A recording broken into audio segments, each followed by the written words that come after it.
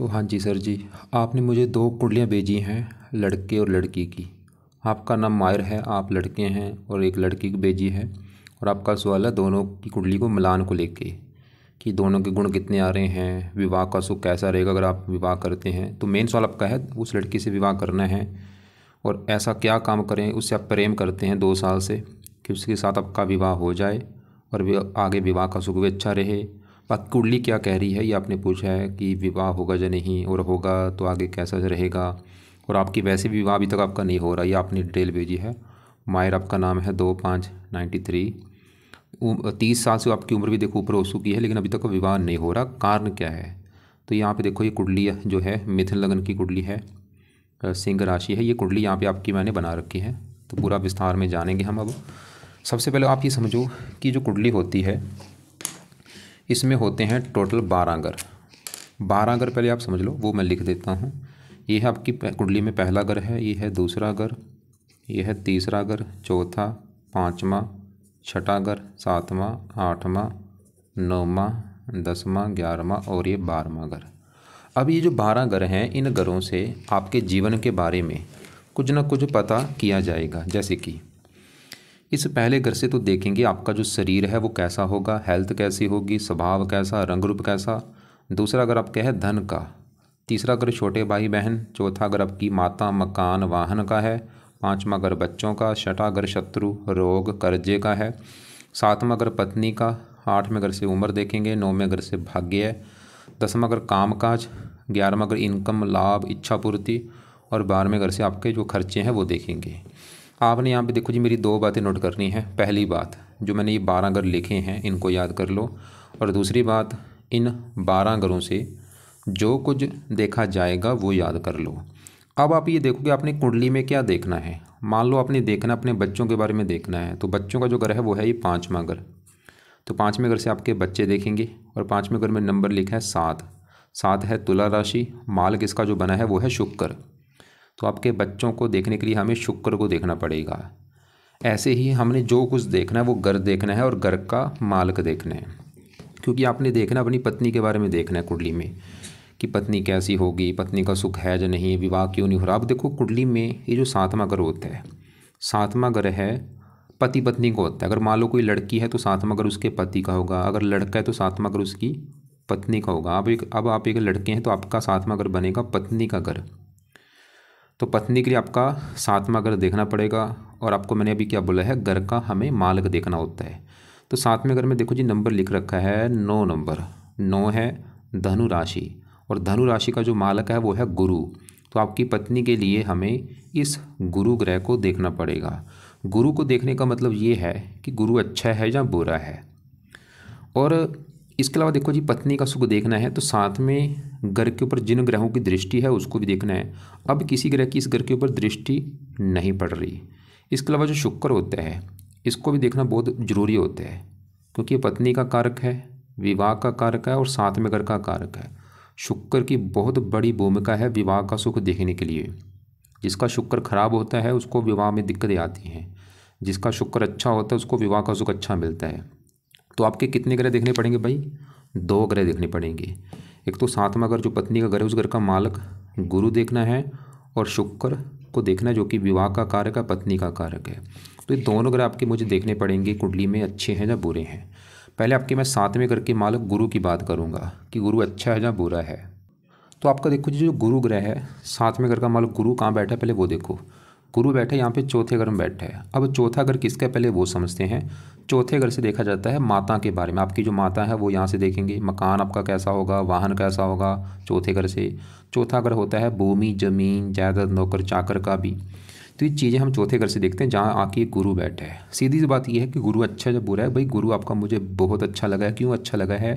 क्योंकि गुरु जहाँ बैठा है चौथे घर में, एक तो ये घर अच्छा है, चौथे घर को अच्छा घर माना गया है। और यहाँ पे बैठे ये जो 6 लिखा है ये बुध के घर में बैठा है। बुध को अपना दोस्त मानता, अपने दोस्त के घर में आके बैठा है। अगर आपका देखो जी गुरु खराब इसलिए होता अगर गुरु आपका होता छठे घर में, 8वें घर में या 12वें घर में। तो छठे, 8वें, 12वें घर में आपका गुरु नहीं बैठा, और गुरु अगर नीच का बैठा होता बड़े लेवल पे खराब फल देता। तो आपका गुरु नीच का भी नहीं बैठा या राहु के साथ बैठा होता। तो भाई सीधा सी बात है गुरु आपका अच्छा है क्योंकि चौथे घर में बैठा है, मित्र की राशि है, तो गुरु तो ये दिखा रहा है कि आपको पत्नी का सुख अच्छा मिलेगा। और बल्कि ये चौथा घर सुख का घर होता है, इस घर को सुख भाव कहते हैं, सुख भाव। और गुरु किस घर का मालिक है? पत्नी घर का। मतलब पत्नी जाके बैठी है सुख के घर में।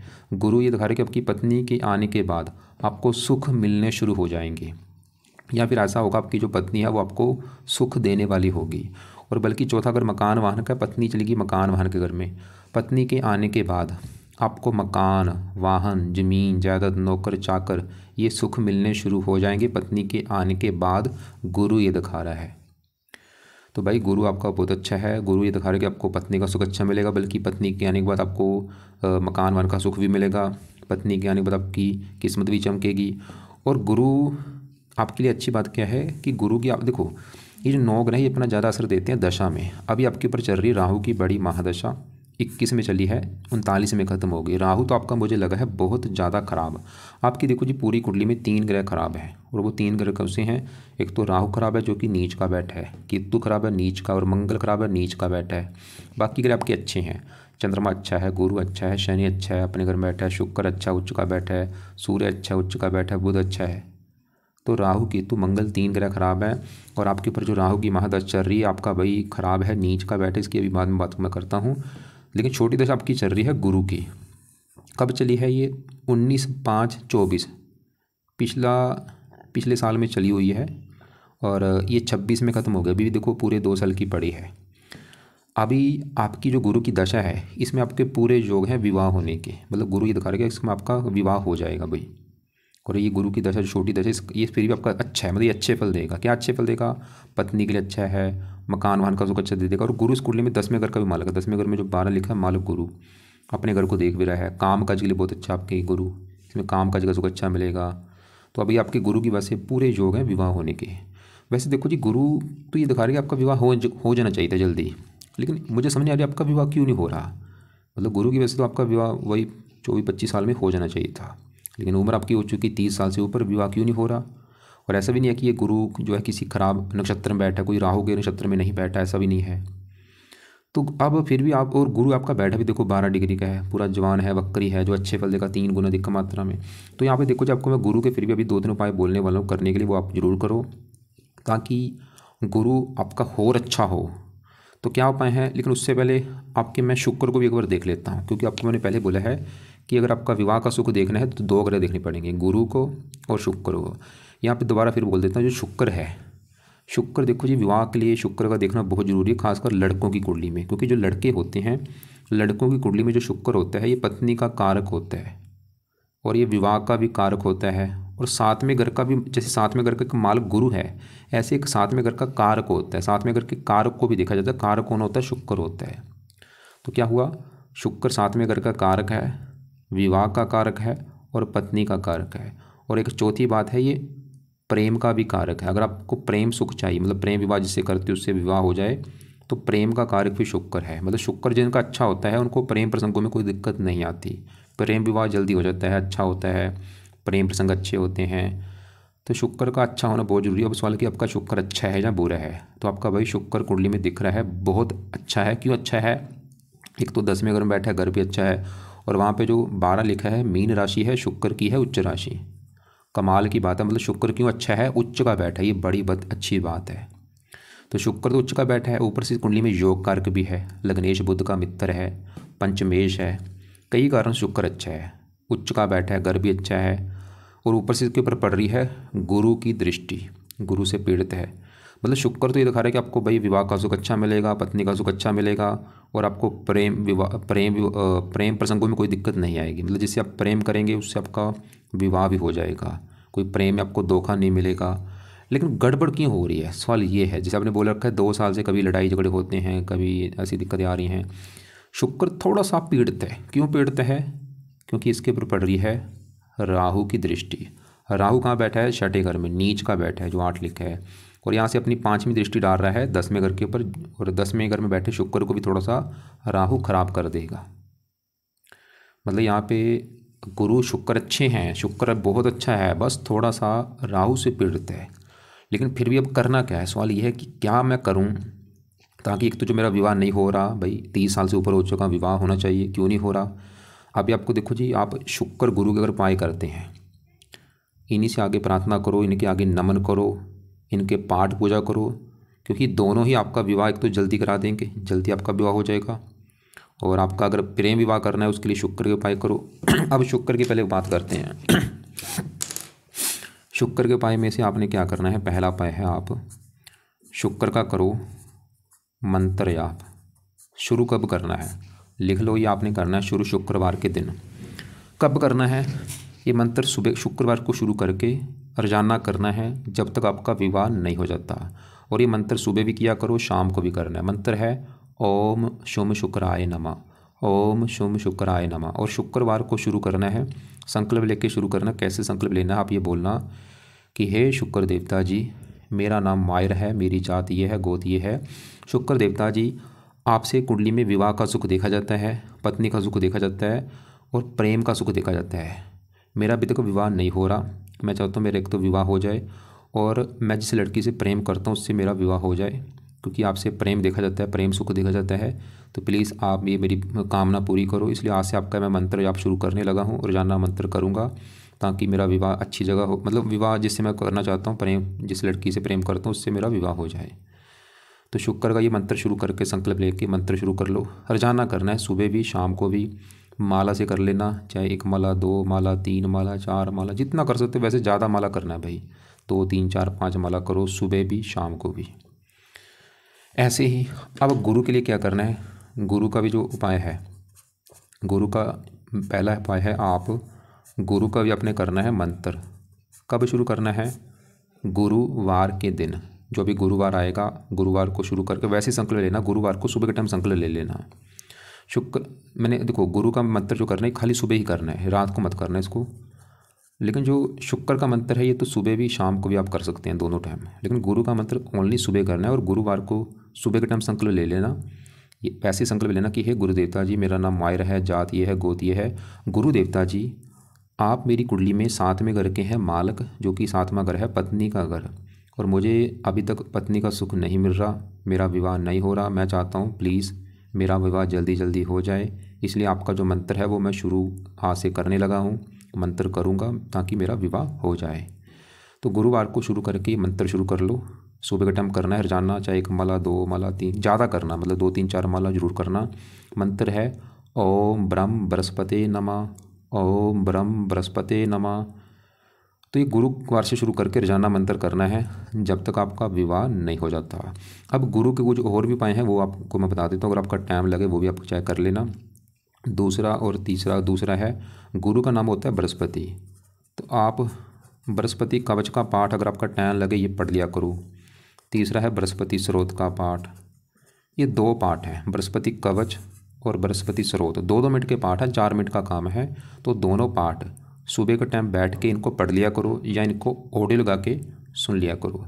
तो ये तो हो गए गुरु के उपाय, 3 उपाय जो कि आपने सुबह के टाइम करने। मंत्र लाजमी है, पाठ आप चाहे करो चाहे ना करो, आपकी मर्जी। कर लोगे वैसे अच्छी बात है, लेकिन मंत्र आपने जरूर करना है। और ऐसे शुक्र का जो मंत्र है ये शुक्रवार शुरू करके सुबह भी शाम को भी करो, या शाम को जरूर करना है, रात सुबह आप चाहे करो चाहे ना करो, शाम को शुक्र का मंत्र जरूर करना है ज़्यादा। और शुक्र के भी आपको कुछ और मैं 1-2 उपाय बता देता हूँ अगर आपका टाइम लगे। जिसमें से शुक्र का दूसरा उपाय है, आप भाई हो सके शुक्रवार का व्रत रखा करो, व्रत की कथा करो, आरती करो। व्रत आपने रखना है शुक्रवार के दिन शुक्र देवता के लिए। जिस दिन मान लो शुक्रवार होगा, सुबह उठ के अपना प्रार्थना कर लेना कि हे शुक्र देवता जी, आज है दिन शुक्रवार और आज आपका मैं व्रत रखने लगा हूँ, ताकि मेरी जो कामना है वो है विवाह को लेके, खासकर प्रेम विवाह को लेके। तो मेरा प्रेम विवाह हो जाए, इसलिए आपका जो मैं व्रत है वो अभी मैं रखूँगा ताकि आप ये मेरी कामना पूरी करो और मेरा विवाह सही ढंग से हो जाए। तो व्रत में आपने दिन में भाई कुछ नहीं खाना, रात को ही भोजन करना है। रात के भोजन में भी नमक का सेवन नहीं करना, खटाई नहीं खानी और दिन में वैसे आप फल फ्रूट खा सकते हैं, पानी पी सकते हैं। और व्रत की जो कथा है वो सुन लेना, आरती कर लेना।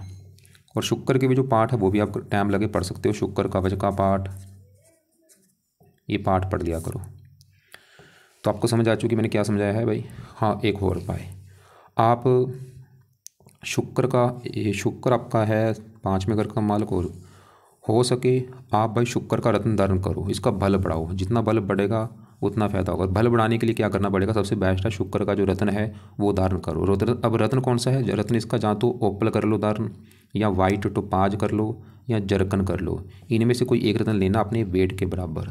अगर आपका वेट 80 किलो है तो 8.25 रत्ती का ले लो, 90 है 9.25 रत्ती का ले लो। लेने के बाद इनको, इन रत्नों को, मतलब सभी रत्न नहीं, 3 रत्न मैंने बोले हैं, ओपन, जरकन, वाइट टोपाज, इनमें से कोई एक रत्न लेके उसको चांदी में जड़वा के शुक्ल पक्ष के पहले शुक्रवार को धारण कर लेना।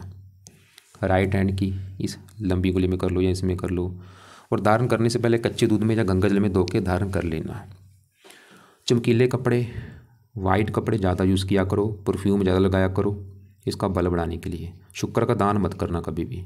अब ऐसे गुरु का बल बढ़ाने के लिए गुरु का भी आप पीले कपड़े ज़्यादा पहनो। वैसे गुरु का पुखराज धारण मत करना, क्योंकि इसके साथ इसका रत्न पुखराज धारण नहीं होगा। तो ये तो हो गया आपकी, मतलब वैसे कुंडली में दिख रहा है भाई विवाह का योग अच्छा है, कोई ऐसी मतलब बिल्कुल चांस है ही नहीं कि विवाह में दिक्कत आएगी आपकी। कोई साथ में घर में कोई पापी ग्रह की दृष्टि नहीं है, शुक्र अच्छा है, कोई नीच का नहीं बैठा, राहु गुरु अच्छा है भाई। बताओ, आप खुद बताओ। बाकी आपकी देखो निवास कुंडली में मैं एक बार देख लेता हूँ। यहाँ पे देखो, ये है आपकी निवास कुंडली। यहाँ पे 7वें घर में, 7वां घर ही देखना पड़ेगा। 7वें घर में 3 लिखा, माल्क बुध, बुध यहाँ पे 5वें घर में बैठा है। आपके निवास कुंडली में वैसे काफ़ी योग हैं प्रेम विवाह होने के, निवास कुंडली के हिसाब से प्रेम विवाह के योग है। और ऐसी लड़की की मैंने कुंडली देखी थी, उसका भी 7वें घर का माल्क निवास में 5वें घर में बैठा है उच्च का होके, उसके प्रेम विवाह के योग हैं। बाकी आपके देखो जी, दोनों की कुंडली में देखा जाए गुण आपके वैसे बहुत अच्छे आ रहे हैं। 36 में से 30 गुण आ रहे हैं, बहुत ज़्यादा गुण आ रहे हैं। ये लड़की की डिटेल आपने भेजी है, ये डिटेल इसकी भेजी है आपने। इसका देखो जी, इस एक तो गुण अच्छे आ रहे हैं आपके, 36 में से मैंने बोला 30 गुण आ रहे हैं। इसके अलावा मंगल दोष भी दोनों में नहीं है, और इसके अलावा नाड़ी दोष भी नहीं है। और बाकी मेन इसका 7वां घर देखना पड़ेगा। अब इसका भी मान लो 7वां घर जो पति का घर बना है, 7वें घर में लिखा है 2, माल इसका शुक्र देखना पड़ेगा कि शुक्र कहाँ बैठा है। और शुक्र इसका मुझे ख़राब लगा, क्योंकि शुक्र यहाँ बैठा है 6ठे घर में आके। एक तो शुक्र 6ठे घर में ऊपर से केतु के साथ बैठा है। शुक्र थोड़ा सा ये दिखा रहा है कि विवाह में देरी होना, विवाह हो भी गया, थोड़ा सा पति से मनमुटाव होना, लड़ाई झगड़े होना। और इसका शुक्र प्रेम का कारक है, प्रेम प्रसंगों में दिक्कत आना, इसका शुक्र थोड़ा सा ख़राब है भाई। बाकी 7वें घर में सूर्य बुध को भी देखना पड़ेगा। 7वें घर में जो बुध है, बुध शुक्र को मित्र मानता, मतलब बुध 7वें घर का फिर भी अच्छा कर देगा कि पति अच्छा होगा, बुद्धिमान होगा। सूर्य 7वें घर में सूर्य बैठा है, वही पति के लिए अच्छा, लेकिन सूर्य थोड़ा सा क्रूर है तो थोड़ा बहुत पति से मनमुटाव भी होगा। बाकी जो लड़कियां होती हैं इनका जो गुरु होता है पति का कारक होता है, और इसका गुरु बहुत अच्छा है, पहले घर में बैठा है। गुरु तो इस लड़की को बहुत अच्छा बनाएगा, गुणी बनाएगा, समझदार बनाएगा, धार्मिक बनाएगा, सूझबूझ बनाएगा, मतलब गुरु इसकी पर्सनैलिटी बहुत अच्छी कर देगा। और ये पति घर को देख रहा है, पति के लिए भी अच्छा है और पति का कारक है, तो गुरु तो दिखा रहा है कि पति का सुख अच्छा मिलेगा भाई। बस ये लड़की कुंडली में मुझे शुक्र थोड़ा सा ख़राब लगा है। और इसकी निवास कुंडली में 7वें घर में 4 लिखा, मान लो चंद्रमा यहाँ पे बैठा है 5वें घर में उच्च का, प्रेम विवाह का योग दिखा रहा है। और 7वें घर में बुध, शनि, सूर्य, मंगल, बुध यहाँ पे शनि, मंगल थोड़ा सा नीच का है। अब आपका सवाल ये है कि भाई मैं विवाह करना चाहिए? नहीं, मैं बोलूँगा बिल्कुल विवाह कर लो, कोई ऐसी दिक्कत नहीं है। गुरु लगन में बैठा लड़की कुंडली में, अच्छी बात है। और बाकी गुण अच्छे आ रहे हैं आपके, नाड़ी दोष भी नहीं है, मंगल दोष भी नहीं है। बस फिर आप बस जो आपके हिसाब से आपका अगर चाहते कि आपका विवाह क्यों नहीं हो रहा, जल्दी हो जाए, तो आप इनके आगे नमन करो, इनकी रिक्वेस्ट करो, इनके पाठ पूजा करो गुरु शुक्र के। और इनके पाई यहाँ पे मैंने लिख दिए हैं। और एक काम और करना है, क्योंकि आपके ऊपर जो दशा बड़ी है वो राहु की है। राहु आपका है खराब, क्योंकि नीच का बैठा है 6ठे घर में। ये 6ठा घर रोग का आपको रोगी बनाएगा, शत्रु बनाएगा, कर्जदार भी आपको बना सकता है। और भी ननिहाल को लेकर दिक्कतें आना, इसकी दृष्टियाँ भी हैं 5वीं 10वें घर के, काम काज में दिक्कतें आना, बाल खर्चे बढ़ाना, धन की हानि। इसके उपाय भी भाई ज़रूर करो क्योंकि आपकी अगर वैसे लाइफ में जो दिक्कतें आ रही हैं, चाहे वो काम काज है, या आपकी हेल्थ ख़राब हो रही है, या आपका और भी परेशानी चिंता आ रही है, या आपका थोड़ा सा गुस्सा बढ़ जाना, ऐसी चीज़ें आ रही हैं, राहु कारण है। और आप चाहे नोट कर भी लेना कि जब से ये दशा आई है कोई दिक्कतें आपको आ रही होंगी। चलो हाँ, बीच में ठीक है, गुरु की जो दशा आई, फिर आप ये इसमें आपको थोड़ी सी राहत मिली होगी जब से दशा चली होगी गुरु की। तो राहु के जो उपाय हैं, एक तो देखो जी, राहु का दान किया करो, और ये दान की वीडियो आपको मैं भेज दूंगा। दूसरा है राहु कवच का पाठ पढ़ा करो या सुना करो। तीसरा है राहु स्रोत का पाठ